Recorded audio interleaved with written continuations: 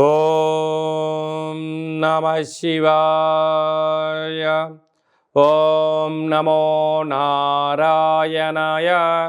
ఓం శ్రీ నరదృష్టి నివారణ కాళభైరవాయ నమో నమః.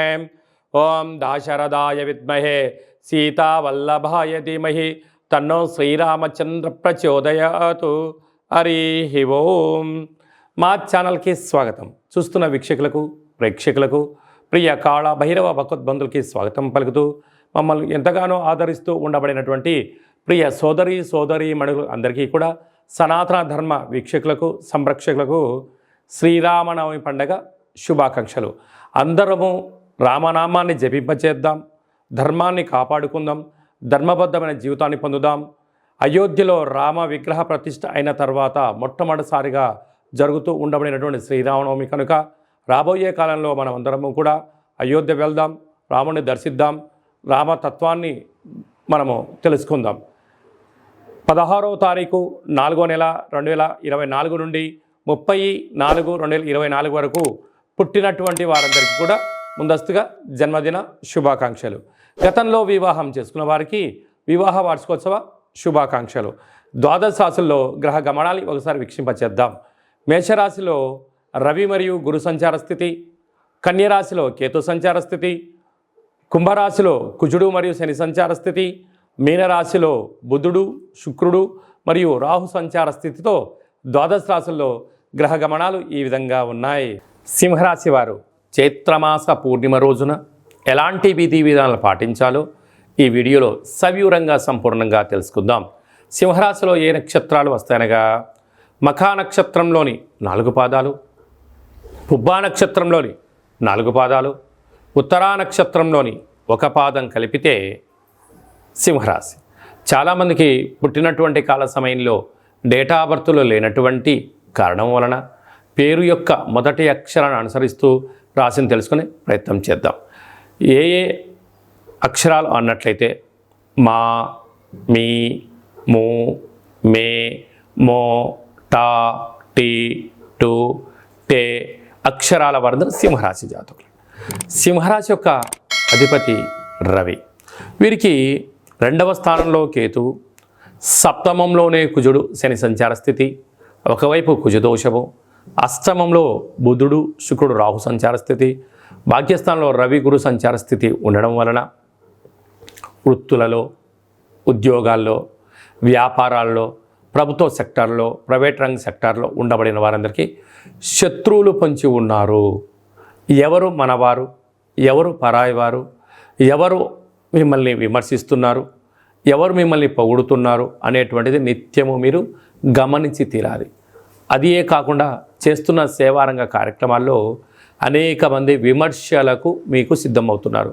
కనుక మీరు మాట్లాడుతున్న ప్రతి మాట రికార్డింగ్ అవుతుందని, సీసీ కెమెరాల్లో మీరు కనపడుతున్నారని చెప్పి కనుక ఎప్పుడూ కూడా ఆవేశం పనికిరాదు. ధర్మంగా ఉండండి, న్యాయంగా ఉండండి, చిరునవ్వుతో అర్థం చేసుకునే ప్రయత్నం చేయగలిగినట్లయితే అనేక రకాల సమస్యలను తొలగించే ప్రయత్నం అవుతుంది. మీ జన్మ నక్షత్రం రోజున అష్టమి పూర్ణిమ తిథి అందున ఎంతో జాగ్రత్తగా ఉండాలి సుమా. కనుక ఇలాంటి కాల సమయంలో ఎరుపు రంగు క్లాతులో ఒక దోషుడు ఎరుపు అన్నాన్ని కలిపి ఎర్రటి ఒత్తితో దిష్టి తీసి ప్రవహించే నీటిలో వేయడం కానీ, తెల్లజిల్లెడు వృక్షం దగ్గర పెట్టడం వలన నరదృష్టి శత్రు ప్రభావాలు తొలగిపోతాయని చెప్పి గమనించాలి. ఏప్రిల్ నెలలో ద్వితీయార్థంలో ముఖ్యమైనటువంటి పండుగల గురించి క్లుప్తంగా తెలుసుకుందాం. 16వ తారీఖున చైత్రమాస శుద్ధ అష్టమి మంగళవారము, పుష్యమి నక్షత్ర సందర్భంగా మనమందరము కూడా కాళభైరవ స్వామిని స్మరిద్దాం, కాలాన్ని అనుకూలంగా తెచ్చుకుందాం. గృహంలో వాస్తు, నరదృష్టి, యంత్ర మంత్ర తంత్ర పరతంత్ర తాంత్రిక దోషాలను తొలగించుకుందాం. కుష్మాండ దీపాన్ని వెలిగించుకుందాం. విద్యాకర్షణ, వ్యాపారాకర్షణ, జ్ఞానాకర్షణ తెలుసుకుందాం. అలాగనే కాళభైరవ స్వామి యొక్క స్మరణ చేయడం వలన అష్ట కష్టాలు తొలగిపోయి అష్టైశ్వర్యాన్ని కలుగుతుందని గమనించాలి. మీకు ఇంట్లో చేసుకోవడానికి కుదరకపోతే ఈ కింద మనం సంప్రదించినట్లయితే మన యొక్క దేవాలయంలో కాళభైరవ స్వామి యొక్క పూజా కార్యక్రమాలని మీకు ప్రత్యక్ష ప్రసారంగా కూడా చూపించడం జరుగుతుంది. కనుక మీరు పూజా కార్యక్రమంలో పాల్గొనాలి అన్నట్లయితే మీ యొక్క గోత్రనామాల్ని వాట్సాప్ చేయగలరు. అలాగనే మనకు 17వ తారీఖున శ్రీరామనవమి కనుక మనమందరము కూడా శ్రీరామస్వామి వారి యొక్క కళ్యాణంలో పాల్గొందాం. అక్షంతల్ని, తలంబ్రాలని మనం తలపైన వేసుకుందాం, అష్ట కష్టాల్ని తొలగింపచేసుకుందాం. 23వ తారీఖున చైత్రమాస శుద్ధ పూర్ణిమ చిత్తా నక్షత్ర సందర్భంగా మన తెలంగాణ రాష్ట్రంలో ఉండబడినటువంటి మినీ అమర్నాథ్ యాత్ర అని చెప్పుకోబోతున్నటువంటి మనకు సలైశ్వర క్షేత్రాన్ని దర్శిద్దాం, స్నానం చేద్దాం, గ్రహ దోషాలను తొలగించుకుందాం, ఆధ్యాత్మిక యాత్ర చేద్దాం, స్వామివారికి ఆశీస్సులు పొందుదాం. ఇంకనూ ఈ ఏప్రిల్ నెలలో ద్వితీయార్థంలో ఇంకనూ విజయం సాధించగలగాలి అన్నట్లయితే ఈ యొక్క పాత్ర కంచు పాత్ర అంటారు. అంటే మనకు రాసులు 12 ఎలా ఉంటాయో, లగ్నాలు 12 ఎలా ఉంటాయో 12 రాసులు ఇందులో అచ్చు వేయడం జరుగుతుంది. ఈ యొక్క పాత్ర కంచు పాత్ర అవ్వడం వలన ఇంట్లో ఉదయము సాయంత్రము పూజ చేసిన తర్వాత శబ్ద తరంగాలను సృష్టించడం వల్ల అద్భుతమైనటువంటి ఆకర్షణ కలుగుతుందని చెప్పి గమనించాలి. ఒకసారి చూద్దాం.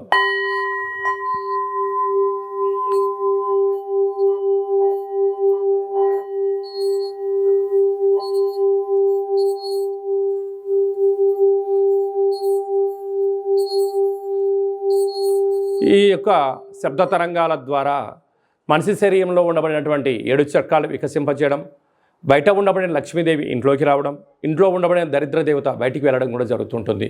విద్య, ఉద్యోగ, వ్యాపార సకల జన ఆకర్షణ కలిగి మనం ఏదైతే అనుకుంటామో అది విజయం సాధించడం జరుగుతుంది. ఈ అక్షయ పాత్రతో పాటు ఒక కాళభైరవ స్వామికి ఒక పిరమిడు, డాలరు, కంకణము, కాళభైరవ హోమ కార్యక్రమాన్ని మీకు లైవ్ కూడా చూపించి గోత్రనామాల ద్వారా పూజ చేయించి మీకు ప్రసాదంగా ఏర్పాటు చేయడం జరుగుతుంది. ఆసక్తి గలవారు ఈ కింద నెంబర్ని సంప్రదించగలరు. అలాగే మీ వ్యక్తిగత జాతకం తెలుసుకోవాలనుకుంటున్నారా? మీ యొక్క పేరు, తేదీ, నెల, సంవత్సరం, సమయం రాసి వాట్సాప్ పంపించినట్లయితే 100 సంవత్సరాల జాతకాన్ని వ్రాసి పంపించి మీరు పుట్టినప్పుడు గ్రహ గమనాలు ఎలా ఉన్నాయి, ప్రస్తుతం ఎలా ఉన్నాయి, రాబోయే కాలం ఎలా ఉండబోతున్నాయో సవివరంగా తెలియజేయడం జరుగుతుంది.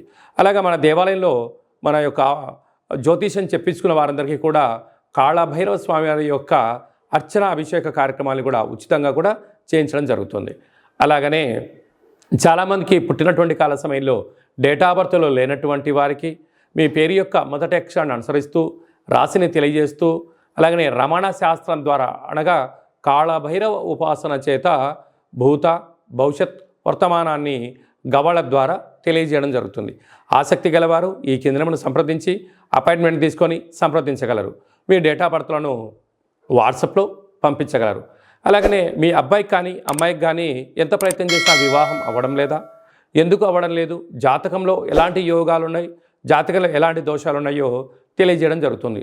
వచ్చినటువంటి వధువు వరుడు యొక్క జాతకంలో గ్రహ గమనాల యొక్క పరిస్థితులు బట్టి వీరిద్దరి వివాహ తదనంతరము సంతానము, విదేశానము, రాజసన్మానము, రాజయోగాలు కూడా తెలియజేయడం జరుగుతుంది. అలాగే మీ ఇంట్లో తరచుగా భార్యాభర్తలు గొడవ పడడం కానీ, ఇబ్బంది పడడం కానీ, ఒకరిపైన ఒకరికి అభిప్రాయాలు సక్రమంగా లేనటువంటి పరిస్థితులు ఉన్నట్లయితే మీ యొక్క ఇరువురు పేర్లను పంపించగలిగినట్లయితే జాతకంలో ఉండబడిన దోషాలను గమనించి చిన్న చిన్న రెమెడీస్ ద్వారా మీరు పార్వతీ పరమేశ్వరులాగా కలిసి ఉండేటువంటి సలహాలు సూచనలు కూడా ఇవ్వడం జరుగుతుంటుంది. అలాగనే మీకు పుట్టినటువంటి పిల్లల యొక్క డేట్ ఆఫ్ బర్త్లు పంపించినట్లయితే నామ నక్షత్రం ఏది పెట్టుకోవాలి, ఏ మాసంలో ఎలాంటి పేర్లు పెట్టుకోవాలి, వారి యొక్క విద్య, ఉద్యోగము, తదుపరి భవిష్యత్తును కూడా సంపూర్ణంగా తెలియజేయడం జరుగుతుంది. కనుక అపాయింట్మెంట్ తీసుకొని సంప్రదించగలరు. అందరికీ శుభం, జయం, లాభం కలగాలని కోరుకుంటూ ఆశీర్వచనం.